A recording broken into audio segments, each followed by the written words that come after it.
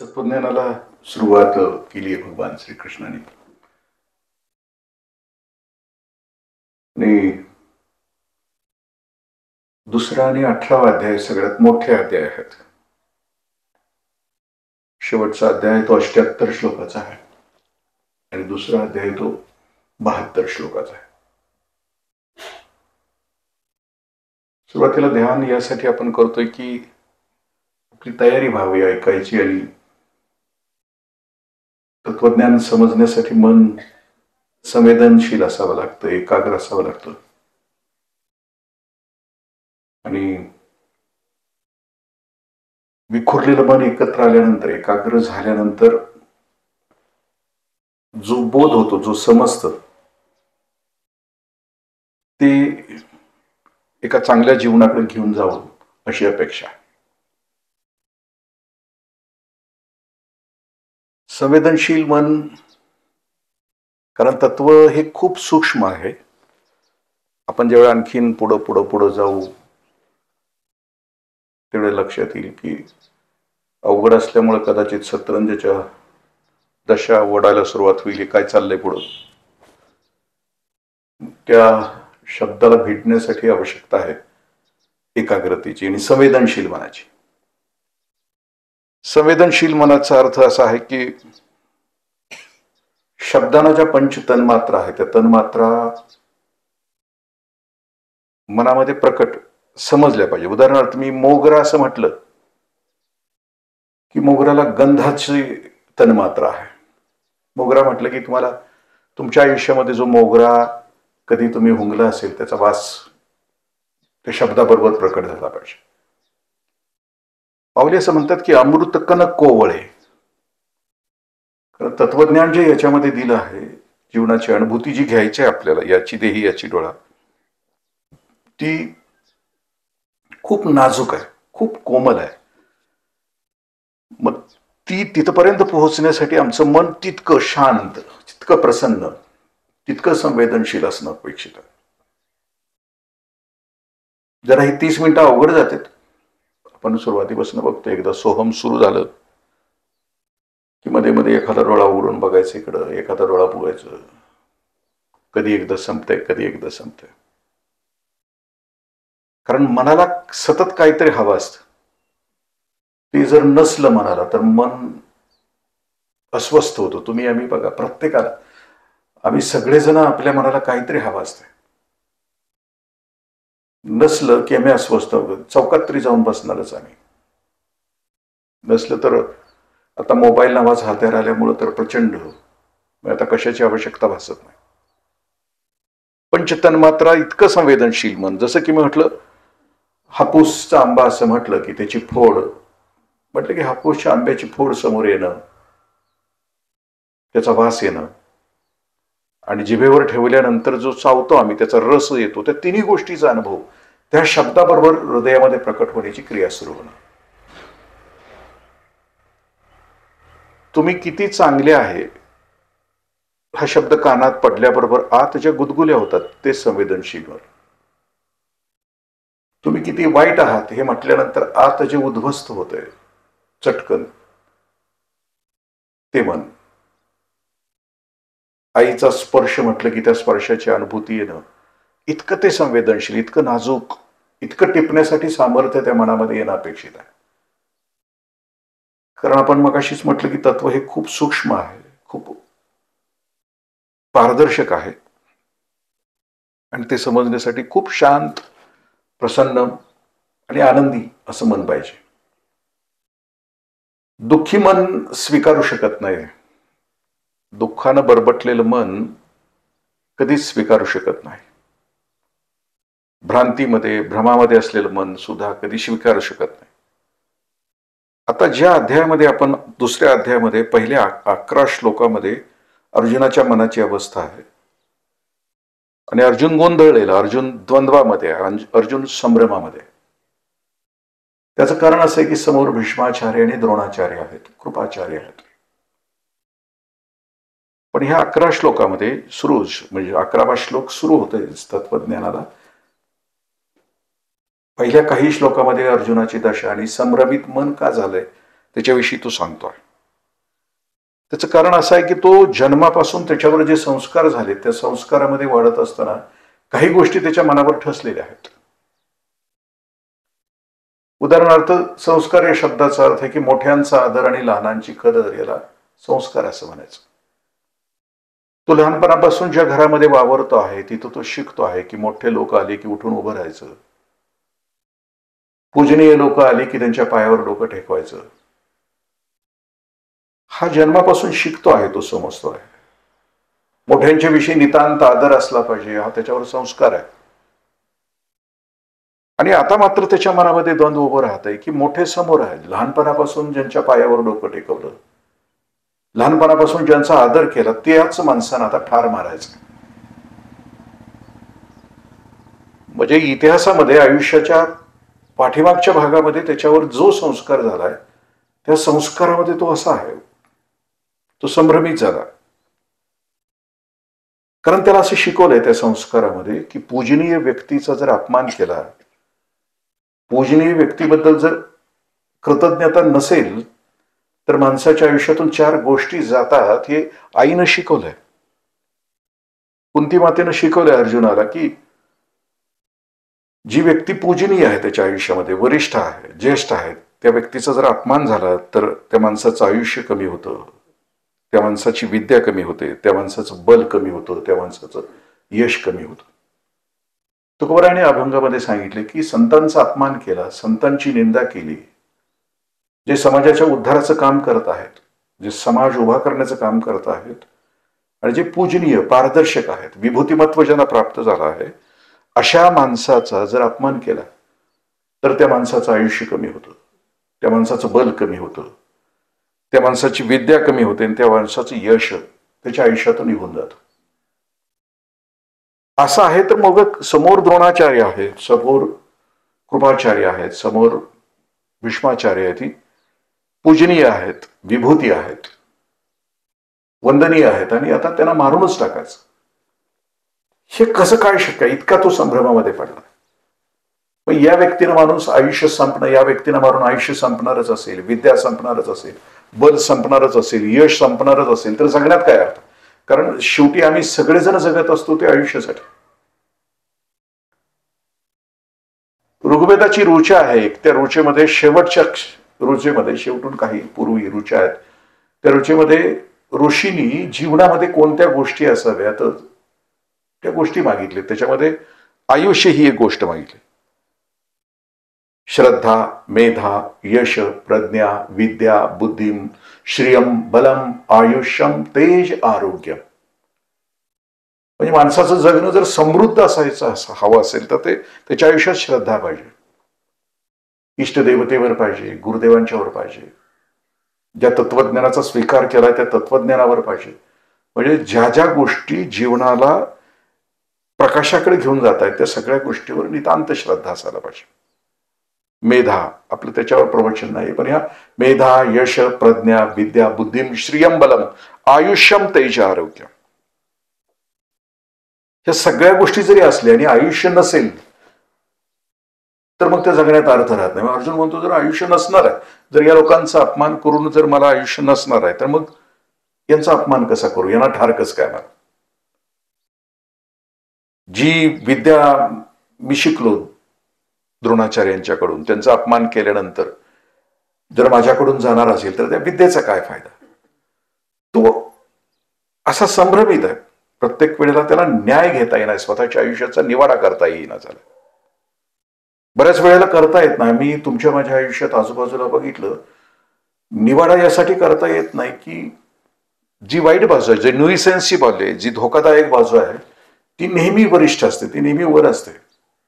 चांगल्या वाईटातला निवाडा करत असताना आम्हाला वाईटाचा खूप मोह असतो. म्हणजे एक वाक्य खूप सुंदर आहे, सत्य लोकांच्या समोर येईपर्यंत असत्य गाव हिंडून आलेलं असते. म्हणजे एखादी असत्य गोष्ट असेल तर ती फिरून येते, मग निवाडा करणं मुश्किल होतं. तुकोबारायांचा एक अभंग खूप, सत्य असत्याशे मानियेले हिता, मानियेले नाही बहुमता. बहुमत ज्या बाजूला असेल त्या बाजूला सत्य असेलच असं नाहीये. कारण तो असं म्हणतोय की द्रोणाचार्यांच्या सारखी ही सगळी मंडळी, भीष्माचार्यांची सारखी मंडळी युद्धाला तयार कशी काय होतात आणि या दुर्योधनाच्या बाजूने कशी काय तयार होतात. त्याला प्रश्न पडलाय की भीष्माचार्य एवढे वयस्कर आहेत, एवढा शास्त्रांचा अभ्यास केला आहे, द्रोणाचार्य तर स्वतः सद्गुरूच्या पदाला पोहोचलेले आहेत, आणि एवढी तत्वनिष्ठ आणि एवढी सत्यनिष्ठ असणारी माणसं अधर्माच्या बाजूला कशी आहेत, मग त्यांचा पक्ष खरा आहे का, असा तो संभ्रमित झाला. आपल्याही बाबतीमध्ये तसं होतं. लोक जात आहेत म्हणून आम्ही तिकडे जायचं का, गर्दी तिकडे आहे म्हणून आम्ही जायचं का, तोच प्रश्न अर्जुनाच्या मनामध्ये. पूर्वी असं व्हायचं, हिऱ्याचे हार, हिरा आणि हिऱ्याचे हार तयार करत असताना पूर्वी उत्तर भारतामध्ये एक काल्पी नावाची खडीसाखर आहे. त्या खडीसाखराचे हिरे तयार केले जायचे. हे खडीसाखरेच्या खड्याला हिऱ्याचा आकार दिला जायचा आणि त्याचे हार तयार केले जायचे. आणि ते लोक विकायला यायचे, दक्षिण भारतामध्ये विकायला यायची. आणि आली की ती अशी गाठायची, मोठे थोरा मोठ्यांचे, देशमुखांचे, पाटलांचे वाडे गाठायचे. मग तिथं जाऊन ते बरोबर पुरुष घरात नसताना ते बरोबर ते बायकांना गंडवायचे. हा हार आहे, मोत्याचा हार. आणि ते खरंच गंडायचे. लाखो रुपयाला त्या खडीसाखरेच्या, काल्पी खडीसाखरेच्या पासून तयार केलेल्या त्या मोत्याचे हार विकले जायचे. पण एक हुशार सरदार होता, त्याच्या लक्षात आलं की हे काहीतरी वेगळं आहे. तो चुकून त्या दिवशी घरात होता की ज्या दिवशी हे व्यापारी विकायला आले होते. दुपारची वेळ होती, दिवाळीचा सीझन होता, आणि दिवाळी असल्यामुळे घरात माशा पण भरपूर होत्या. आणि तो हार घेतल्यानंतर असा बाजूला ठेवून पैसे आणायला घरात जाऊन यायच्यापर्यंत माशा त्या हारावर बसल्या. तो घरातला तो करता हुशार बुद्धिमान पुरुष आहे, त्याचं असं लक्षात येते की अरे, मोत्याच्या हारावर माशा कशा काय, एकदम सगळ्याच्या सगळ्या ह्याच्यावर माशा कशा काय बसल्या, म्हणजे हे मोती असणार नाहीत. त्याने त्या व्यापाऱ्याला तिथंच बसवलं. आत गेलेल्या त्या मालकिनीला पाणी आणायला लावलं आणि त्या पाण्यात ते मोत्याचे हार बुडवले. बुडवल्यानंतर पुन्हा वर काढल्यानंतर फक्त दोऱ्या हातात आल्या, कारण ते काल्पी जी खडीसाखर होती ती विरघळली. म्हणजे जग व्यवहारी असं आहे, भवताल असा आहे, तुमच्या माझ्यासारखा फसतो आहे त्याच्यामध्ये. अर्जुन तर फसणं साहजिकच आहे. त्याला आणखीन शिकवण्यात आलं होतं लहानपणापासून. आपला मुद्दा असा आहे की युद्धाला अर्जुन तयार नाहीये, त्याला संभ्रमित आहे. तो स्वतःचं कर्तव्य विसरला आहे, स्वतःचा धर्म विसरला आहे.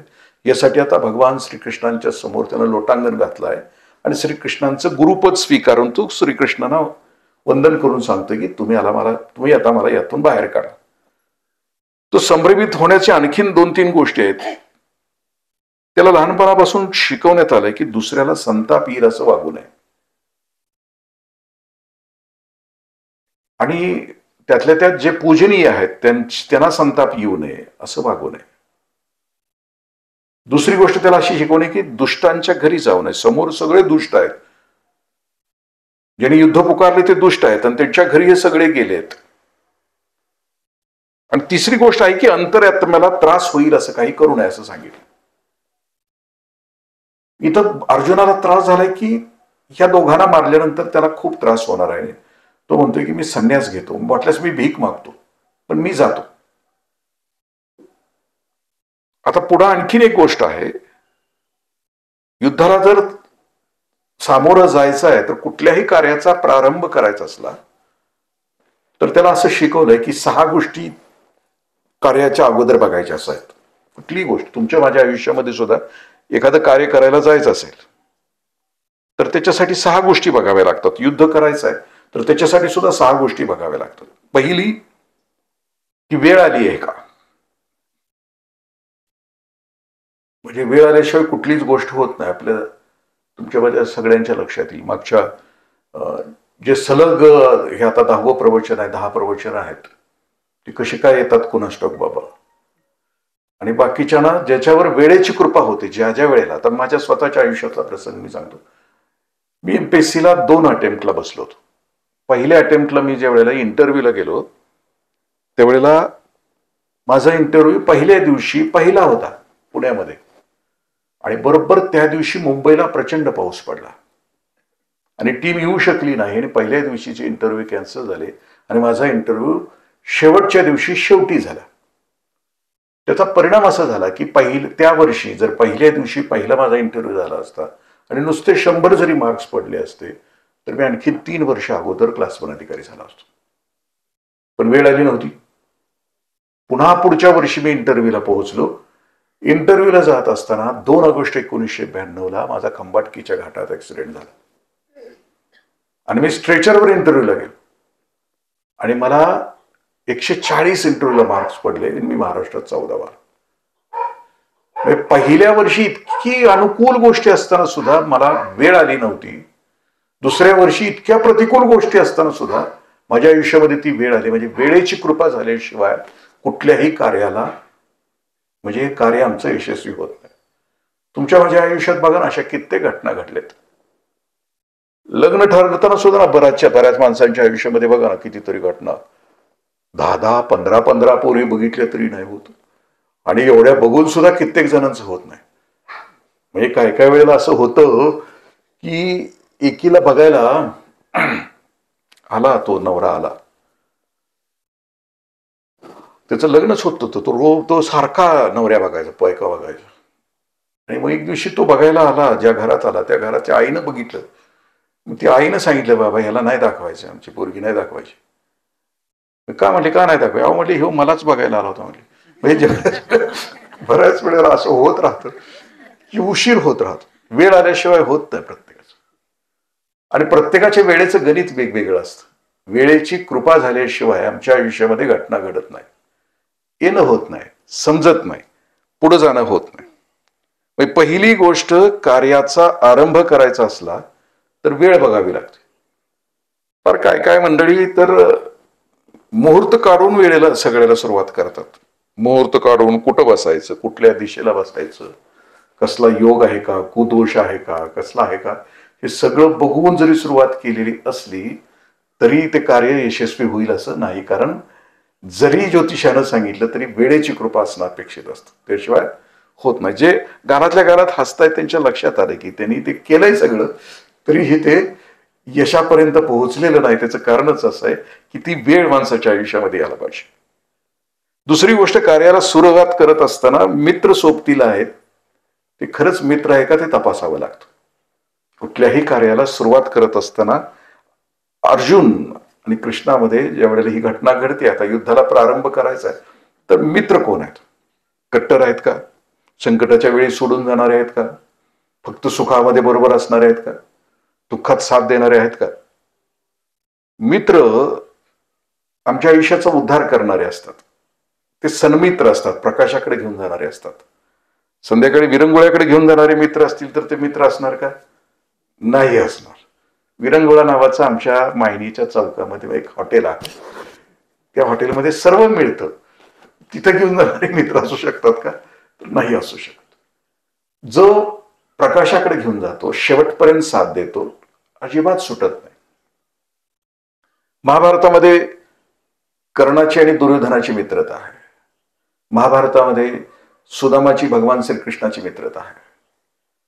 म्हणजे ज्यांच्या या मैत्रीच्या कहाणी आहेत, तसं तुम्हाला ज्या कार्याला आरंभ करायचा, जे बरोबर घेऊन जायचंय, तो मित्र बरोबर असला पाहिजे. मुलगी बघायला जाताना सुद्धा मित्र बरोबर असा घेऊन गेला पाहिजे की तो अनुकूल असला पाहिजे, तिथं गेल्यानंतर तो योग्यच वावरला पाहिजे. असं तिसरी गोष्ट असं म्हटलं जातं की देश कोणता आहे ते बघितलं पाहिजे. तुम्ही कुठं जाणार आहात? ही युद्धभूमी जी आहे, कुरुक्षेत्र जे आहे, युद्धाची लढाई जी होती ती कुरूंची भूमी आहे, कौरवांची भूमी आहे आणि तिथं ते युद्ध होणार होतं.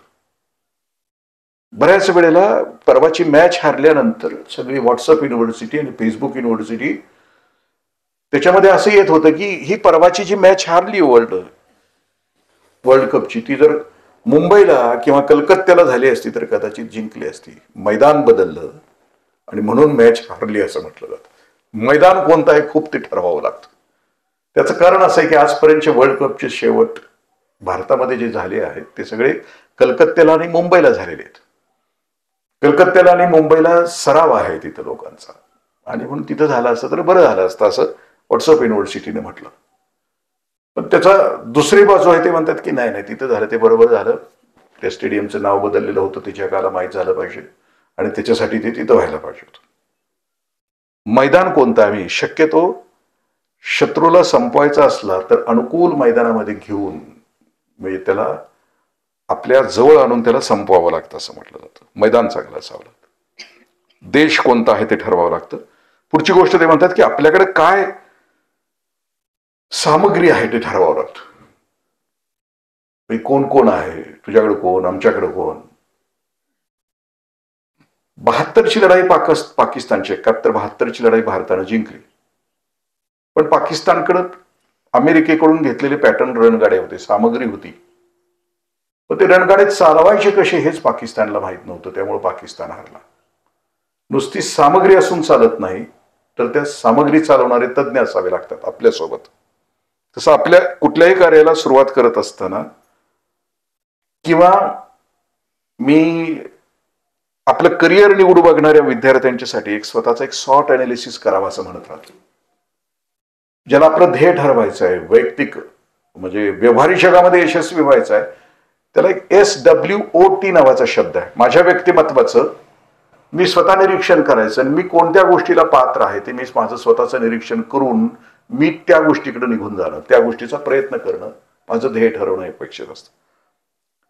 SWOT या शब्दाचा अर्थ आहे की माझ्या स्ट्रेंथ्स कोणत्या आहेत. प्रत्येक माणसामध्ये काहीतरी सामर्थ्य आहे आणि काही दुर्बलता आहे. सामर्थ्य या गोष्टीचं असं आहे की ट्रेनिंगला मी ज्या वेळेला घ्यायचो प्राचार्य असताना, तर काही जे यायचे ट्रेनर, सकाळी यायची मुलं, ती दुपारपर्यंत सगळ्यांच्या ओळखीची असायची. आणि एक जण आलेला असायचा 8 दिवसाच्या ट्रेनिंगमध्ये, ज्या खुर्चीत बसलेला आहे त्याच खुर्चीत शेवटपर्यंत बसलेला असायचं. कुणाच्या ओळखी नाही. 7 दिवसात त्याची एकाची ओळख नसायची. आणि एक असं असायचं की दुपारपर्यंत सगळ्या अख्ख्या टीमची ओळख तिची झालेली असायची. मग त्याच्याकडे संवाद कौशल्य चांगलं असायचं, ते त्याचं सामर्थ्याचं ठिकाण आहे. तसं माझ्यामध्ये माझ्या पर्सनली माझी स्ट्रेंथ कोणती, मी एक्स्ट्रॉवर्ट आहे, कुणी इंट्रॉवर्ट. एक्स्ट्रॉवर्ट म्हणजे मी बहिर्मुख आहे, मला लोकांच्यात मिसळणं आवडतं, हा माझा प्लस पॉईंट आहे. काही लोकांना आवडत नाही, एकांतामध्ये राहायला आवडतं. माझे विकनेसेस कोणते आहेत, म्हणजे माझी दुर्बल ठिकाणं कोणती आहेत. मला लाज वाटतं, मला मी काय बोलायला गेलो तो LKK सिंड्रोम आहे, लोक क्या कहेंगे, माणसं काय म्हणतील. मी जर बोलायला उठलो माझ्या तोंडातनं एखादा गावरान शब्द गेला तर माणसं काय म्हणतील, ही माझी weaknesses. Opportunities and threads. Opportunity म्हणजे संधी कोणत्या आहेत माझ्या पर्सनॅलिटीला, माझ्या व्यक्तिमत्वाला. मी जर गणितामध्ये माझी क्षमता आहे तर मी इंजिनियर होणार आहे, बायोलॉजीमध्ये माझी क्षमता आहे तर मी डॉक्टर होणार आहे. म्हणजे ह्या माझ्या अपॉर्च्युनिटीज आहेत माझ्या क्षमतेमध्ये. आणि थ्रेड्स, मला भीती कशाची वाटते, मी डॉक्टर झालो तर माझ्याकडे पैसा नाही, मी दवाखाना टाकेन का नाही, मग मला नोकरी करावी लागेल, ही भीती आहे का माझ्या मनामध्ये. हे माझ्या स्वतःच्या व्यक्तिमत्वाचं एक विश्लेषण आहे. तसं माझ्यामध्ये काय कमी आहे, ज्या कार्यासाठी आपण निघालो त्याच्यासाठी काय कमी आहे. आम्ही आता परमार्थाच्या वाटेवर इथं बसलोय, खूप प्रामाणिकपणे आपण सगळेजण आहोत, निदान एक 10-15 जण तरी. तर आमच्या सगळ्यांच्या मनात इच्छा आहे की बाबा ज्ञानेश्वरी समजली पाहिजे, ज्ञानेश्वरी आयुष्यात आली पाहिजे आणि त्याप्रमाणे आचरण झालं पाहिजे, अशी आमची सगळ्यांची इच्छा. मग आता कमी कुठं पडतो आम्ही, नेमकं कमी कुठं पडतो, कारण आता हे 5वा महिना आपला सुरू आहे. पहिल्या 4 प्रवचनामध्ये आपलं असं ठरलं होतं की ज्ञानेश्वरी घ्यायची. ज्ञानेश्वरीचं प्रयोजन आपण पहिल्या म्हणजे 2-3 पायऱ्या, ज्याची तीव्र इच्छा आहे, म्हणजे आपण त्या अधिकाराचं पण वर्णन केलंय, तीव्र अधिकारी, मध्यम अधिकारी, मंद अधिकारी. जो तीव्र अधिकारी आहे त्याच्या मनामध्ये ज्या क्षणाला ऐकलं ज्ञानेश्वरी घ्यायची आहे त्या क्षणाला ज्ञानेश्वरी त्यानं घेतली. जो तीव्र अधिकारी आहे त्यानं दुसऱ्या दिवशीपासून 100 ओव्या वाचायला सुरुवात केली. जो तीव्र अधिकारी आता आपला 5वा महिना चालू आहे तर त्याचं पहिलं पारायण संपून दुसऱ्या पारायणातल्या 2-3 हजार ओव्या झालेल्या असल्या पाहिजे. म्हणजे जो तीव्र अधिकारी आहे, पहिले अक्कल सुना आज बना, परमार्थाच्या मार्गावर गेल्यानंतर ज्ञानेश्वरी नावाच्या ह्या दिव्य ग्रंथावर आपल्याला नितांत प्रेम करायचं आहे. कारण ती त्यावेळेला मी पहिल्या प्रवचनात एक मी ओवी सांगितली होती, मने काया वाचा सेवकू होईल येचा, तया स्वानंद साम्राज्याचा चक्रवर्ती करी. म्हणजे माऊली असं म्हणतात की मनानं कायेनं वाचेनं नुसतं या ज्ञानेश्वरीचं थोडीशी जरी आराधना केली तरी स्वानंद साम्राज्याचा चक्रवर्ती करेल. आता जे तीव्र असतील त्यांच्या बाबतीत हे घडलेलं असेल, एक पारायण पूर्ण झालेलं असेल, दुसऱ्या पारायणाच्या 3000 वेळा झाल्या असतील. मी कुणाला हे असं म्हटलंय का, मी तीव्र अधिकाऱ्याचं मी वर्णन केलेलं.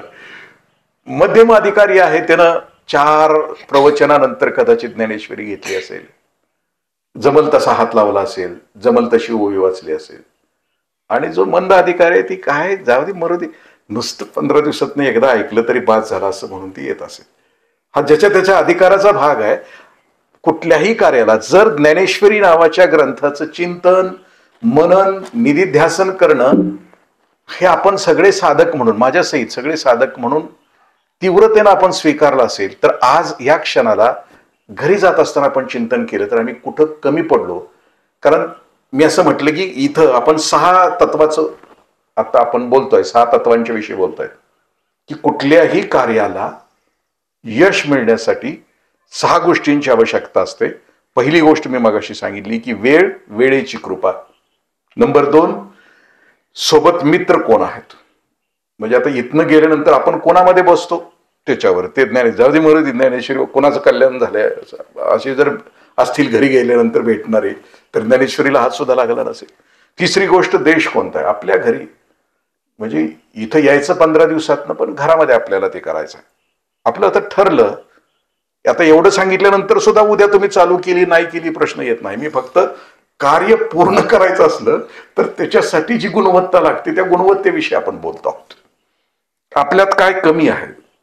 आपण साधक म्हणून, शिष्य म्हणून, ज्ञानेश्वरीचे उपासक म्हणून जर हे कार्य आपण आरंभलं असेल 5-6 महिन्यापूर्वी आणि आपण सतत ऐकतो आहोत आणि आपण ध्येयाने विचारानं ज्ञानेश्वरीमध्ये मग्न होणार आहोत, ही जर आपली भूमिका असेल तर आपण या गोष्टी केलेल्या आहेत का.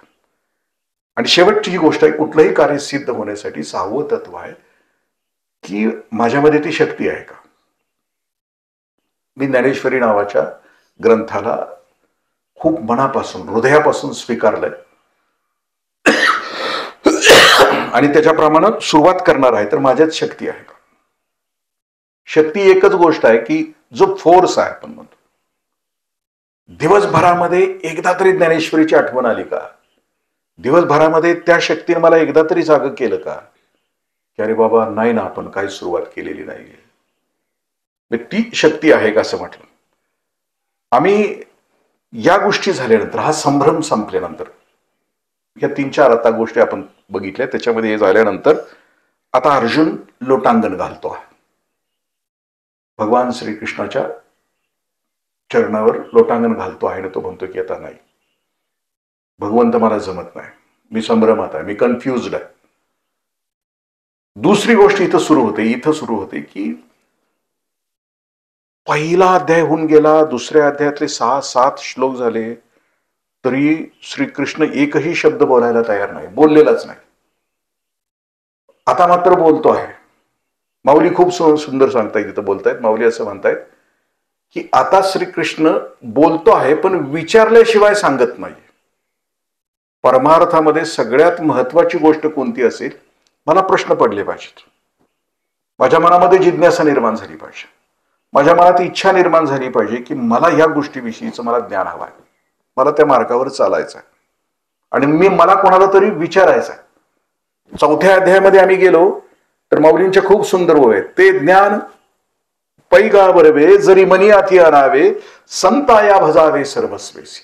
ते ज्ञानाचा कुरुठा जेथ सेवा हा दारवंटा, तो स्वाधीन करुणी सुभटा ओळगावे. म्हणजे मला खरंच या ज्ञानामध्ये रमायचं आहे का, मला खरंच ती आनंदाची अनुभूती घ्यायची आहे का, जिथं ज्ञानोबा तुकोबा ज्या अवस्थेमध्ये होते त्या अवस्थेला मला पोहोचायचं आहे का याच घाणेरड्या, याच खालच्या, याच क्षुद्र, याच पतित, याच हीन, याच दीन अवस्थेमध्ये मला जगायचं आहे याचा निर्णय घ्यावा लागतो. आणि तो निर्णय घेतल्यानंतर कुणाला तरी विचारण्याची इच्छा असावी लागते. आणि आता त्यानं नेमकं विचारलं आहे, भगवान श्रीकृष्णाला विचारलं आहे. भगवान श्रीकृष्ण शांत आहेत, प्रसन्न आहेत, आनंदी आहेत. म्हणजे ज्याला विचारायचं आहे ना तो स्वतः शांत असला पाहिजे. कारण परमार्थाचा प्रभास मगाशी आपण ध्यान करत असताना सुद्धा शेवटच्या ओवी आपण काही बघितल्या त्याच्यामधल्या, की माणसाच्या आयुष्यातली सगळ्यात मोठी संपत्ती कोणती असेल तर ती शांतीची आहे. सगळ्यात मोठी संपत्ती कोणती असेल तर ती प्रसन्नतेची आहे. सगळ्यात मोठी संपत्ती कोणती असेल तर ती आनंदाची. मग ज्याच्या हृदयामध्ये शांतता आहे, ज्याच्या हृदयामध्ये प्रसन्नता आहे आणि जो आनंदाच्या एका उच्च स्थानी विराजमान आहे, त्यालाच विचारायला पाहिजे. आणि त्याला, कारण तुम्ही आम्ही सुद्धा बघा की आम्ही फ्रेश, आम्ही आनंदी असताना आमचे निर्णय सगळे योग्य असतात. आम्ही द्वंद्वरहित असताना, आम्ही संभ्रमात नसताना, आम्ही भ्रमात नसताना आम्ही आमच्या आयुष्याचे घेतलेले निर्णय हे योग्य आणि परफेक्ट असतात. पण आम्ही गोंधळलेले असताना, आम्ही भ्रमात असताना आमच्या आयुष्याचे घेतलेले निर्णय सगळे चुकलेले असतात. हे करू का ते करू, असे जे निर्णय आम्ही घेतलेले ते सगळे चुकीचे निर्णय असतात. हे निर्णय घेत असताना शांत, प्रसन्न आणि आनंदी असलं पाहिजे.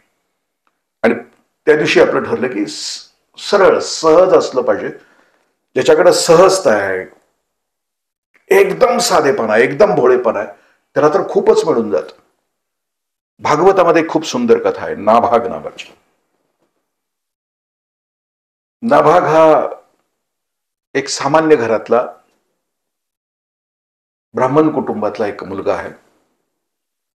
तो गुरुदेवांच्या घरी जातो आहे आणि तो राहतो आहे. पूर्वीच्या जीवन पद्धतीनुसार गुरूंच्या घरी 8व्या वर्षी बाळ जायचं आणि 24व्या वर्षी परत यायचं. हा जो बाळ आहे तो विद्वान होता, बुद्धीनं होता. तो गेला आणि जाऊन परत आला तो. आणि परत आल्यानंतर गंमत अशी झाली होती की त्याचे जे भाऊ होते त्या भावाने सगळ्या घरच्या दौलतीच्या जमिनीच्या वाटण्या करून टाकल्या होत्या. हा घरी आला. घरी आल्यानंतर तो बघितलं तर वाटण्या झालेत, भाऊ भाऊ सगळे वेगळे राहिलेत. आल्या आल्या तो भावांना म्हणतो की अरे हे काय झालंय? तर तो काय, ते सगळे भाऊ म्हणतात काय नाही रे, तू गेलास, इतके वर्ष आलास नाहीस, मग आम्ही सगळ्या संपत्तीच्या वाटण्या केल्यात. मग तो म्हणतो माझी नाही का वाटणी?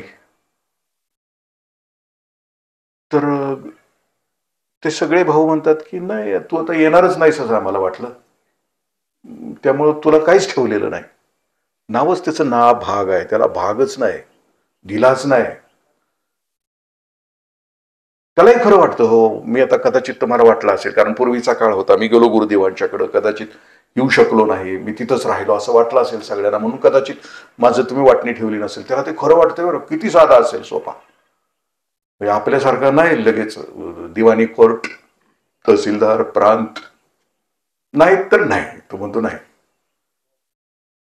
मग म्हणतो मला काहीतरी ठेवलं असेल की तुम्ही. म्हणजे अजिबातच नाही, घराचा कोपरा सुद्धा नाही, एक गुंठा सुद्धा नाही, मला काहीतरी ठेवलं. शेवटी जे भाऊ होते त्याचे, ते हुशार सगळे, आताच्या काळातले आमच्यासारखेच नालायक, ते सगळे एकत्र येऊन ते म्हणतात कारण आता ह्याला काहीतरी दिलं पाहिजे.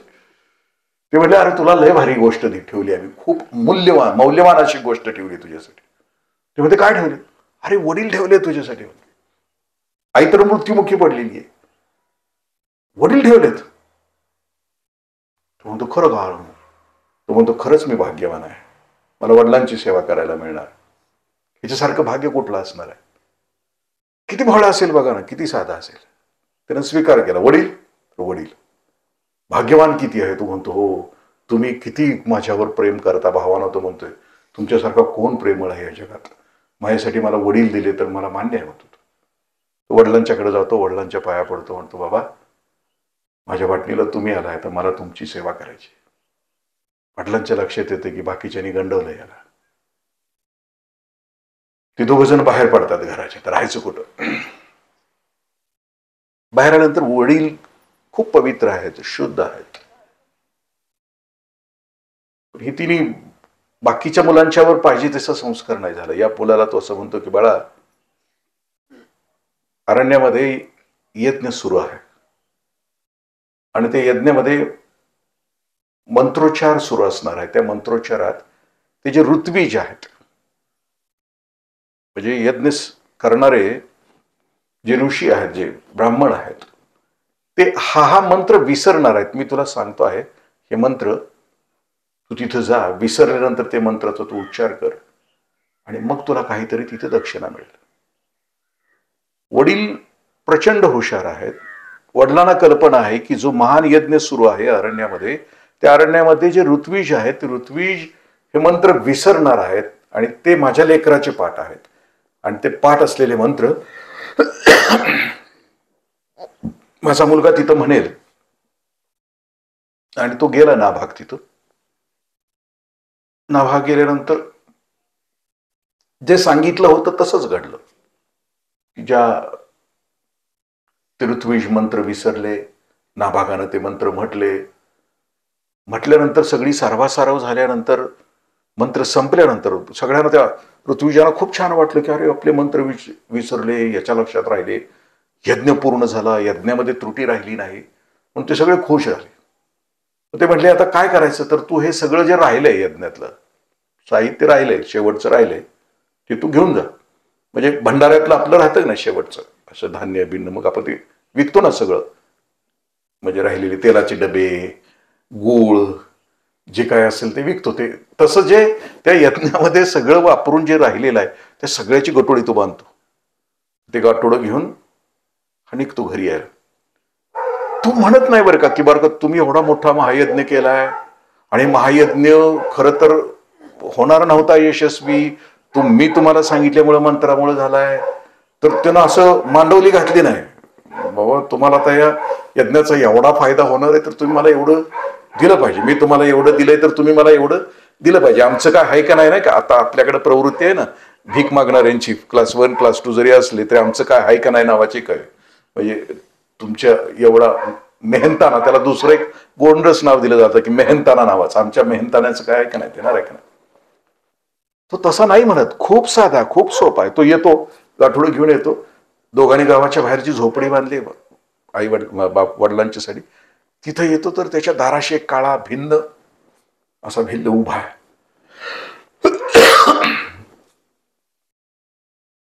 तो म्हणतो हे कोण आहेस? तो म्हणतो मी नाभाग आहे. हातात काय? तो म्हणतो असा असा यज्ञ तिथं झाला, ते यज्ञाचा शेष भाग आहे. तो म्हणतो ठेव माझा.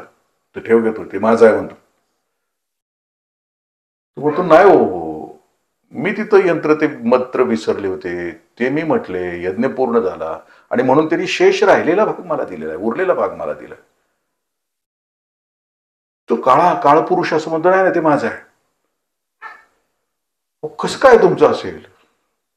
ठेव येतं म्हणते ते काळा पुरुष. त्याला म्हणतो जा घरात जाऊन बाबाला विचारून नाही झाले कोणाचं आहे, माझा आहे का नाही विचारून नाही झालं. बरोबर म्हणतोय आता बरं का, तिथं गोठोडं ठेवतोय. मला हे वाचताना इतका असा अंगावर काटा आला होता, नाभागाची कथा भागवत वाचताना, की तिथं ठेवतोय ते गाठोडं. किती विश्वास असेल बघा ना, हे ओळखीचं नाही पाळखीचं नाही, हे काळा कोट्ट माणूस उभा आहे, ती ठेव तिथं म्हणते, बापाला विचारून ये. हिच्या मनात शंका सुद्धा आली नाही की बाबा मी आत गेल्यावर हे घेऊन जाईल, कसलीही शंका नाही. बर म्हणते ठेवते. का म्हणजे देव कशी व्यवस्था करतो, सरळ माणसाला का कमी पडू देत नाही, साध्या भोळ्या माणसाच्या आयुष्यामध्ये कायम आनंद का देतो, का सुख देतो, आणि गुंतागुंतीच्या माणसाचे आयुष्य का उद्ध्वस्त करतो. छोटे छोटे जरी गुंती तुमच्या माझ्या आयुष्यामध्ये असला तरी तो जवळ नाही येत. नाभागाचं चरित्र वाचताना लक्षात असं येतं की तो जातोय वडिलांना आणि वडिलांना विचारतोय की बाबा आता कोणतरी बाहेर उभा आहे झोपडीच्या, तुम्ही सांगितल्याप्रमाणे मी गेलो ते मंत्र म्हटले, तो शेष भाग आणलाय मी, आणि ती काळा पुरुष म्हणतोय की माझा आहे, त्याचं कसं काय असेल? वडील म्हणतो अरे येड्या, हे खरं आहे, यज्ञामध्ये राहिलेला शेवटचा भाग हा भगवान शंकराचा असतो, रुद्राचा असतो, आणि तो रुद्र आहे. तू जा आणि त्याला नमस्कार कर. नाभाग पळत बाहेर येतो की तेवढ्यासाठी भगवान शंकराला माझ्या दाराशी यावं लागलं, आणि तो शंकराच्या पाया पडतो. भगवान शंकर पूर्ण रूपानं त्याला सगुणामध्ये दर्शन देत आहेत नागाभागाला, आणि त्याला विचारतायत की काय पाहिजे तुला, माग. आता मात्र नाभाग म्हणतो आता तुझं दर्शन झाल्यानंतर आता आणखीन काय मागायचं शिल्लक राहणार. माणसाच्या आयुष्याचं शेवटचं ध्येय एकच असतं की त्याची इष्टदेवता त्याच्या आयुष्यामध्ये याची देही याची डोळा त्याला भेटावी. याच्यापेक्षा माणसाच्या आयुष्यामध्ये दुसरी कृतार्थता कोणती असते? तो साष्टांग दंडवत घालतो, वडिलांना घेतो आणि पुन्हा निघून जातो जंगलामध्ये नाभाग. इतका सरळपणा. एका बाजूला परमेश्वराच्या दर्शनासाठी, आता तितकाच जसं नाभागाचं मन आहे तसंच अर्जुनाचं मन आहे. त्यानं कबूल केलंय श्रीकृष्णाला. आला का मी गोंधळलोय. आपण शेवटपर्यंत मरेपर्यंत आपण कधी कधी कोणाकडेच आपण आपली कबुली देत नाही.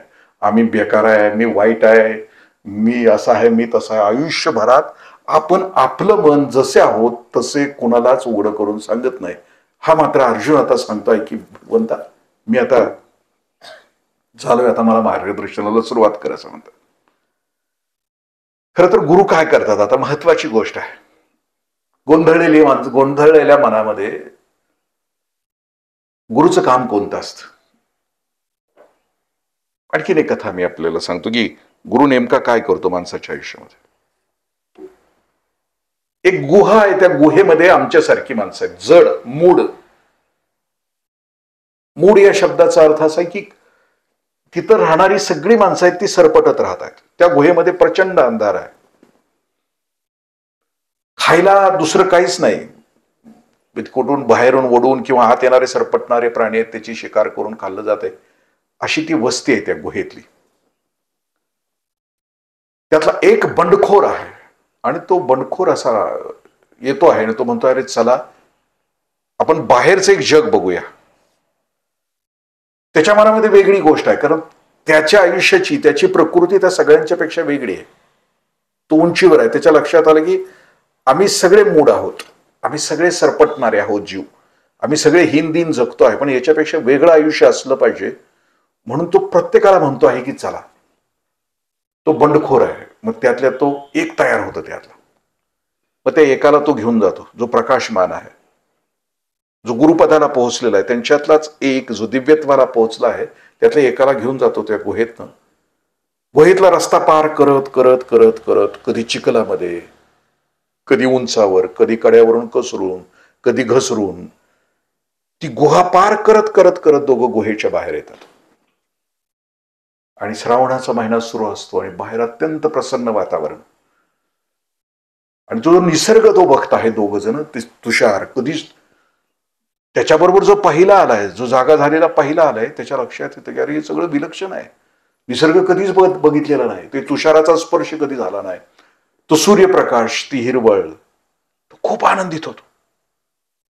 आणि तो म्हणतो की चला आता ते दोघ जण आत निघतात. गुरु नेमका आम्हाला त्या अंधारामधून बाहेर काढण्याचा प्रयत्न करतो की जो आता आम्ही सगळे जगतो आहोत, तो जो जमाव आहे त्या गुहेतला सरपटणाऱ्या स्वरूपामध्ये जगणारा, अत्यंत हीनदीन म्हणजे गटाऱ्यासारख्या प्रवृत्तीमध्ये जगणारा जो जमाव आहे ना, त्या जमावामध्ये आम्ही सगळेजण असतो. तो जो सारखा धक्का देत असतो ना, चल ना बाहेर, हे जग नाही आपलं, आपलं खरं जग वेगळं आहे, आपण खूप विकसित आहोत, आपण ह्याच्यापेक्षा वरच्या जगामध्ये आहोत, आपण उथळ नाही, आपण पोकळ नाही, we are not hollow and shallow, आपण इतके हॅलो आणि शॅलो नाही आहेत, आपल्याकडे दिव्यत्व आहे. Every soul is potentially divine, how you manifest that is the question. असं विवेकानंद असं म्हणतात की जीव म्हणून जन्माला आलो, त्यातल्या त्यात भारतामध्ये आम्ही सगळेजण जन्माला आलो, तर आमच्या सगळ्यांचा अधिकार आहे की परमेश्वराच्या प्राप्तीचा. पण चिकटून जा, एखाद्या गुरुला चिकटून जा, एखाद्या ज्ञानाला चिकटून जा, एखाद्या तत्वज्ञानाला बरोबर घ्या आणि चला पुढे चालू लागा असं म्हणतात. पहिला जो जागा करतोय, धक्का मारतोय आणि जो बाहेर घेऊन येतोय तो दाखवतोय. पुन्हा ते दोघ जण आत येण्याचा प्रयत्न करतात आणि बाकीच्यांना जागा करण्याचा प्रयत्न करतात. आता ही तर अर्जुनाची परिस्थिती त्या सरपटणाऱ्या माणसासारखी.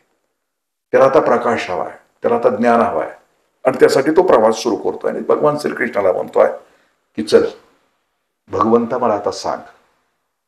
आणि आता भगवान श्रीकृष्ण आता सांगत आहेत, सुरू करत आहे तत्वज्ञान की राजा,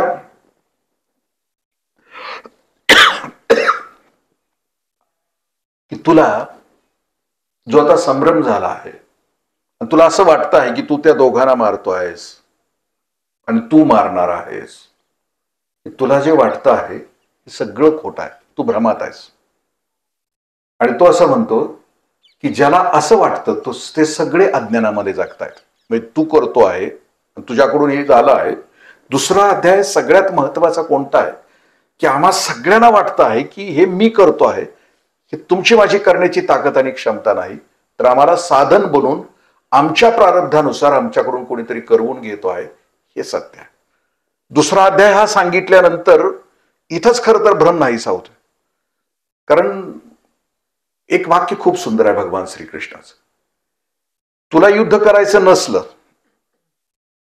तर होणार नाही, तू करणार नाहीस. पण तुझ्याकडून युद्ध होणार असेल आणि तुझ्याकडून समोरचे रथी महारथी मारले जाणार असतील तर ते होणारच आहे तुझ्याकडून. फक्त होत असताना तू तुझा धर्म सांभाळून तुझ्याकडून झालं पाहिजे, दुबळ्या मनानं. म्हणजे जे तुझ्या आयुष्यामध्ये घडणार आहे प्रत्येक घटना ती घडणारच आहे, पण तू करत असताना आतनं तू तुझ्या क्षमतेनुसार लढली पाहिजे. असं म्हणजे उदाहरणार्थ एक वेळ मागेही बोललो मागच्या प्रवचनामध्ये, तुमच्या माझ्या आयुष्याचं प्रत्येक दान म्हणजे जसं शेक्सपियर म्हणतो की पृथ्वी ही एक रंगभूमी आहे आणि ह्या रंगभूमीवरच्या प्रत्येक एंट्रीज, प्रत्येक प्रवेश आमचा ठरलेला आहे, प्रत्येक डायलॉग आमचा ठरलेला आहे. शेक्सपियर त्याच्या नाटकामध्ये त्या पश्चिमेच्या देशामध्ये सांगतो आहे की पृथ्वी ही एक रंगमंच आहे, त्याचे प्रत्येक एंट्री ठरले. दुसरा अध्याय नेमका तोच आहे की तुमचं माझं या पृथ्वीवर येणं जाणं, आमची एंट्री, आमचं एक्झिट, तुमचं आजचं येणं सुद्धा या ठिकाणी ठरलेलं आहे. याच्यामध्ये म्हणजे कुणीही तुम्हाला बंधन केलेलं नाही. तुमचं येणं जाणं प्रत्येक गोष्ट. तथागत बुद्धांच्या एका सुक्तामध्ये सुद्धा बुद्ध असं म्हणतात की एखादा डास तुम्हाला दुपारी 3 वाजता उजव्या हातावर मनगटावर चावणार असेल तर तो त्याच वेळी तिथंच बरोबर तिथंच तो चावतो. कारण हे सगळं तुमच्या माझ्या आयुष्यातलं लिहिलेलं आहे.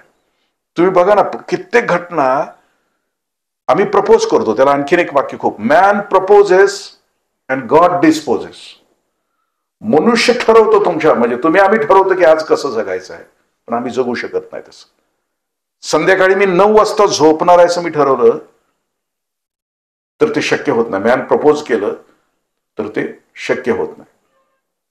मी 12वीला नापास व्हायचं कारण मला डॉक्टर व्हायचं होतं, पण झालो नाही. Man proposes God disposes.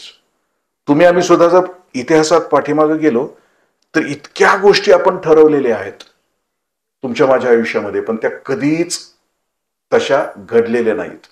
100पैकी 2 गोष्टी घडलेल्या आहेत, 98 गोष्टी घडलेल्या नाहीत. भगवान श्रीकृष्ण सांगतोय की तुझी इच्छा असू दे अगर नसू दे, तुला हे युद्ध करावं लागणार. 11वा श्लोक खूप सुंदर आहे आणि त्याच्यावरच्या ओव्या आहेत.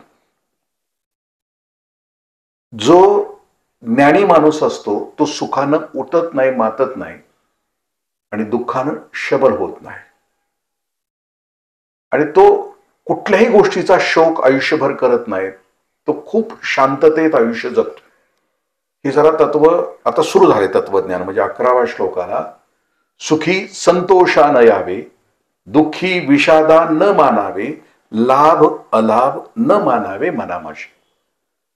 भगवान श्रीकृष्ण असं सांगतात की तुझ्या आयुष्यामध्ये चढ उतार असणार आहेत, सुखही असणार आहे आणि दुःखही असणार आहे. सुख आल्यानंतर उतू नको, मातू नको आणि दुःख आल्यानंतर दुःखी होऊ नको, शबल होऊ नको. दोन्ही गोष्टीमध्ये तू संत राहा तर जगशील. तुम्ही आम्ही सुद्धा बघा की म्हणजे मी सुद्धा आता विचार करतोय गेल्या 3-4 दिवसामध्ये माझ्या आयुष्यामध्ये काहीतरी घडतंय तर माझं मन कंपित होतंय, थरथरत आहे. माझ्या आयुष्यामध्ये ज्या वेळेला अकाली एखादी गोष्ट घडते, मनाविरुद्ध घडते, त्यावेळी मी एकतर भयभीत होतो, कंपित होतो, अस्थिर होतो. तुमच्या आयुष्यामध्ये बघा ना, एखादा आजारपण असू द्या, एखाद्या आवडत्या व्यक्तीचा मृत्यू असू द्या किंवा एखादी दुर्दैवी घटना असू द्या, तुमच्या माझ्या व्यवहारिक जगातल्या आयुष्यातली एखादी घटना तुम्ही दुःखाची घटना नजरे समोर आणा. त्या दुःखाच्या घटनेमध्ये म्हणजे आम्ही म्हणत नाही का, दिसला नाहीस, फोन काय उचलला नाहीस, अरे काय सांगायचं, असं असं झालं होतं. त्या कालावधीमध्ये आम्ही पूर्ण कंपित असतो, पूर्ण अस्थिर असतो, पूर्ण चंचल असतो. आणि आनंदाची गोष्ट तुमच्या माझ्या आयुष्यामध्ये घडली तरी त्यावेळेला सुद्धा म्हणजे आता परवा इलेक्शन झाल्या ग्रामपंचायतीच्या 10-10 दिवस लोकांनी गुलालाची कपडे काढली नाहीत, मोटरसायकलच्या पोंगळ्या काढून विरोधकांच्या घरापुढनं फिरवल्या. म्हणजे सुखामध्ये जरी असलो आणि दुःखामध्ये जरी असलो तरी शबल होऊ नको, स्थिर, खूप प्रसन्न मनानं तुझ्या आयुष्य जग असं वाटलं. भगवान श्रीकृष्ण हा असं का सांगू शकतो? भगवान श्रीकृष्णाच्या आयुष्यामध्ये असं म्हटलं जातं की त्याच्या आयुष्याचं सगळ्यात मोठं वैशिष्ट्य कोणतं आहे की तो कायम हसलाय.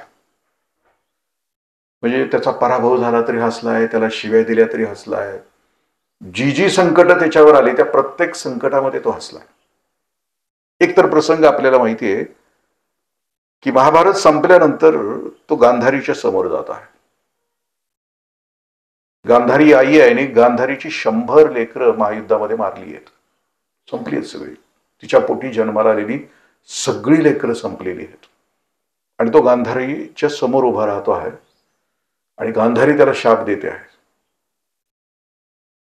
ती त्याला म्हणते आहे, माझ्या पोटी जन्माला आलेली 100 लेकरं जशी युद्धाच्या महाभूमीवर संपली तशी तुझ्या पोटी जन्माला येणारी तुझी पुढची पिढी सुद्धा तुझ्या डोळ्या देखत एकमेकाशी भांडत संपणार आहे. आपल्या सगळ्यांना माहिती आहे की भगवान श्रीकृष्णाच्या नातवांच्या मध्ये भांडणं सुरू झाली आणि त्यांनी एकमेकांना त्या गवताचे भाले झाले आणि त्यांनी एकमेकाला मारलं असं म्हटलं.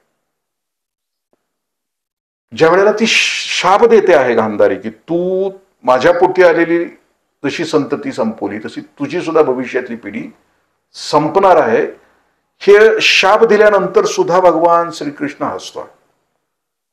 श्रीकृष्णाचं स्माईल सगळ्यांना माहिती आहे की तो सहज हसतोय. प्रत्येक गोष्ट त्यानं सहजतेनं स्वीकारलेली आहे. चोरीचा आळा आलाय त्याच्यावर, हिरा चोरल्याचा आळा आलाय, त्यावेळेला पण तो हसतोच आहे. ज्या ज्या वेळेला त्याच्या आयुष्यातलं अत्यंत कठीण मथुरेवर 16 स्वाऱ्या झाल्या आहेत जरासंधाच्या, 16 स्वाऱ्या होईपर्यंत मथुरेतल्या लोकांनी भगवान श्रीकृष्णाला साथ दिली. प्रत्येक युद्धामध्ये मथुरेची प्रचंड हानी झाली आहे. तरुण पोरं गेली, युद्धामध्ये मारली गेली. त्या वर्षामध्ये निर्माण झालेली संपत्ती युद्धाच्या कामाला वापरली गेली. म्हणजे मथुरा जी संपन्न होती ती संपन्न होत असलेली मथुरा 16 ज्या हल्ले झाले, 16 वेळेला जो हल्ला झाला जरासंधाच्याकडून, युद्ध झालं, त्या युद्धामध्ये मथुरेची संपत्ती संपली. मथुरेतला त्राण निघून गेला, शक्ती निघून गेली. आणि मग त्या दिवशी सांगितलं, दरबार भरला. दरबारातली भाषणं खूप सुंदर आहेत त्या मथुरेच्या दरबारातली. मथुरेतली सगळी जनता म्हणते, श्रीकृष्ण आमचं अजूनही तुझ्यावर प्रेम आहे, तुला ठेवावंसं वाटतंय, तू इथं राहिला की राज्य बरबाद होईल, भविष्यातली पिढी संपेल, इथलं राहिलेलं सुद्धा सगळी धन संपदा सगळी संपेल, तुला इथून जावं लागेल. आणि निघून गेलाय मथुरेतनं तो. नंतर द्वारका निर्माण केली. त्याला रणछोड दास असे नावाचं एक नाव आहे भगवान श्रीकृष्णाला. तो रणभूमी सोडून गेलाय, पण निघून गेल्यानंतर सुद्धा तो हसतो आहे. आणि तो संदेश पण देतोय की आयुष्यात कधी कधी तरी पराभव स्वीकारायचा असतो, पाठीमागं जायचं असतं, असं तो सांगतो. आमच्या आयुष्यामध्ये ठरलं आता श्रीकृष्णाच्या चरणाशी तो गेला आहे. शिक्षित अनशिक्षित माणसामध्ये आम्ही शिकलेला आहोत.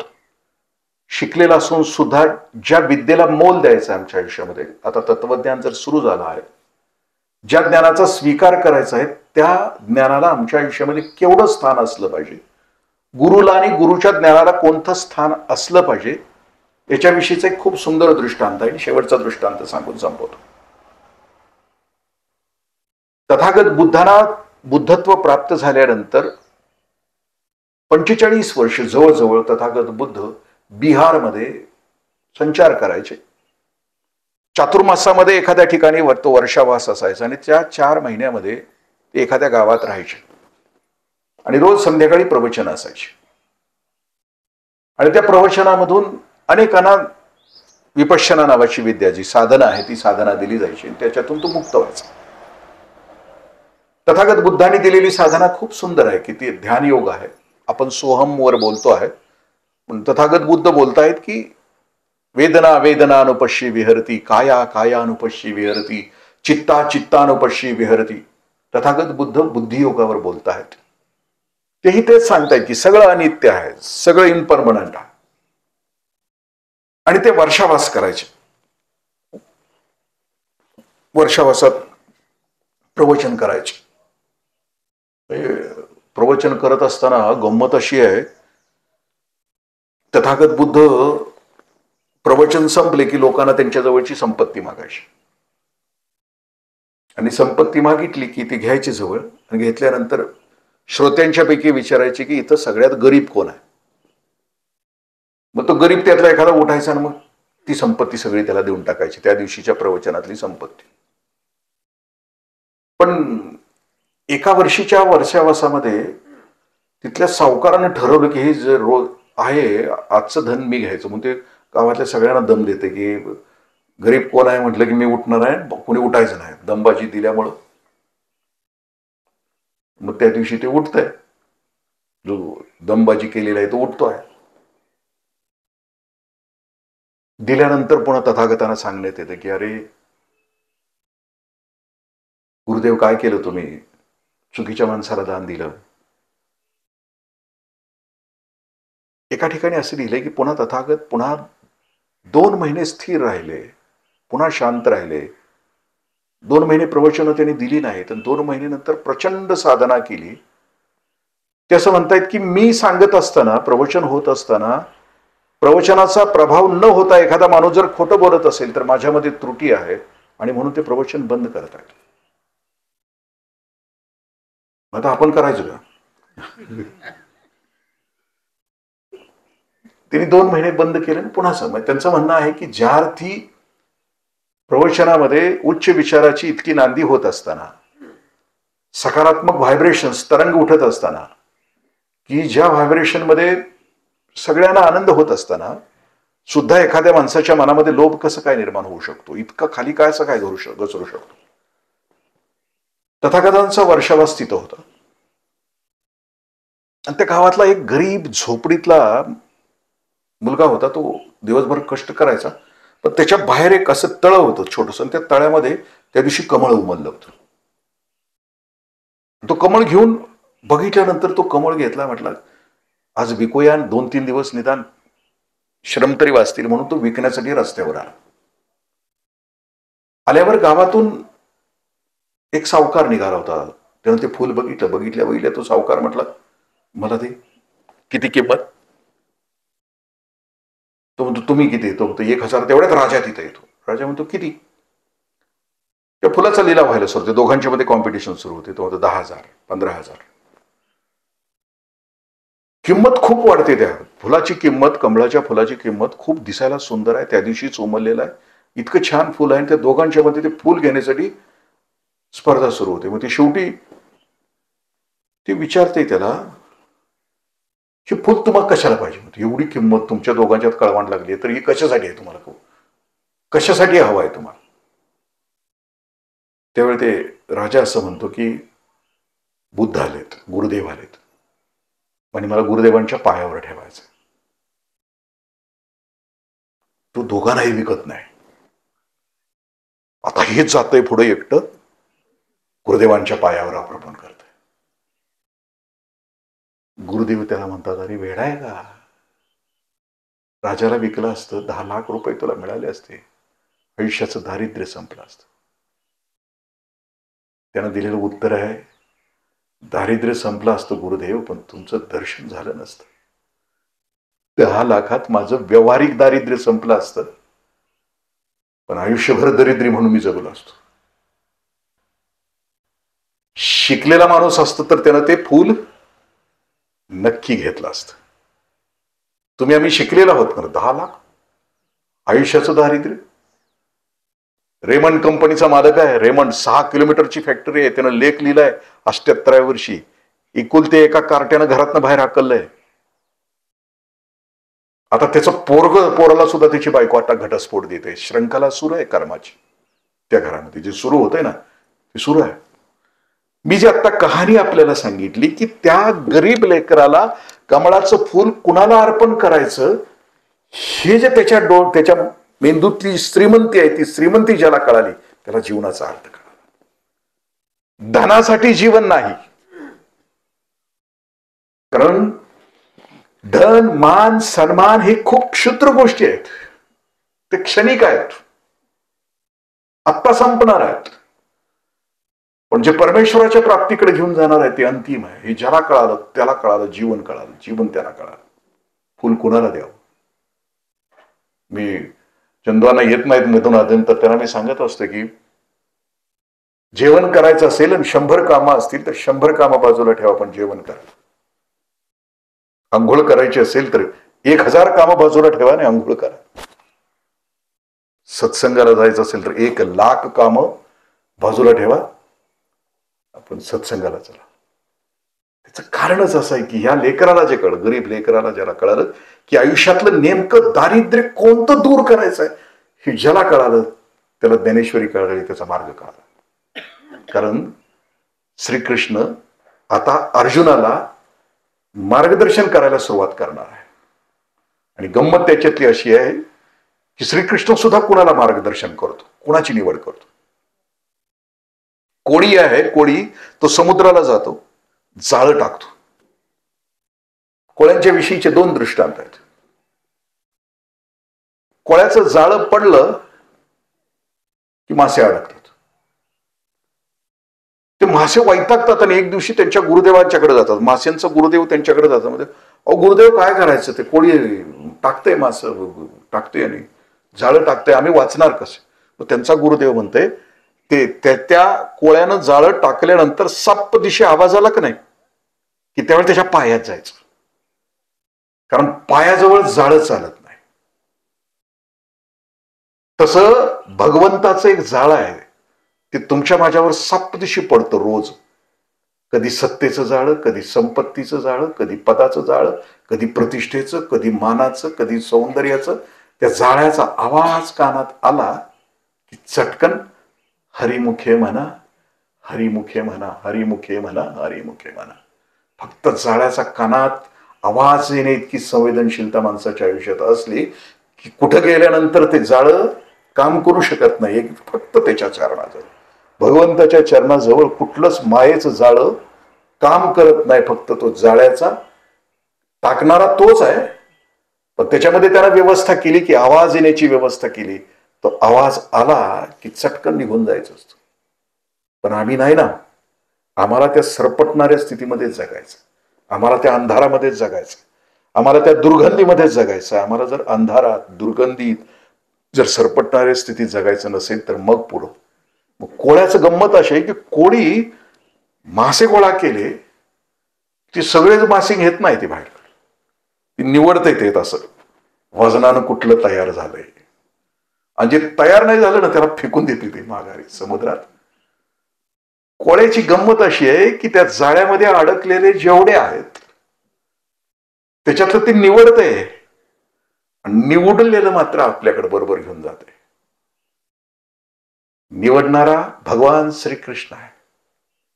त्याच्या निवडीत आपण बसलं पाहिजे. त्याच्या निवडीत नाही बसलं तर पुन्हा पाण्यात टाकतंय, पुन्हा 84 लाख. त्याच्या जाळ्यात पुन्हा येण्यासाठी पुन्हा 84 लाख येणे, पुन्हा 84 लाख. पुन्हा तो पसारा आहे ना पाण्यात पडल्यानंतर करोडो वर्षाचा आहे. याची देही याची डोळा, तुमचं माझं भाग्य आहे की त्याच्या जाळ्यात सापडण्याची व्यवस्था आहे आपल्याला. त्याला जसा माल हवाय तसा आपला माल आपण तयार करायचा. नुसतं माल तयार होणं उपयोगाचा नाही, तर तो त्याच्या नजरेत आला पाहिजे. कारण त्याची नजर पडल्याशिवाय तो उचलणारच नाही. आणि ही उचलण्याची व्यवस्था ज्ञानेश्वरीमध्ये आहे. आणि आपलं भाग्य आहे की आपण त्या ग्रंथासोबत आहोत. राम कृष्ण हरी.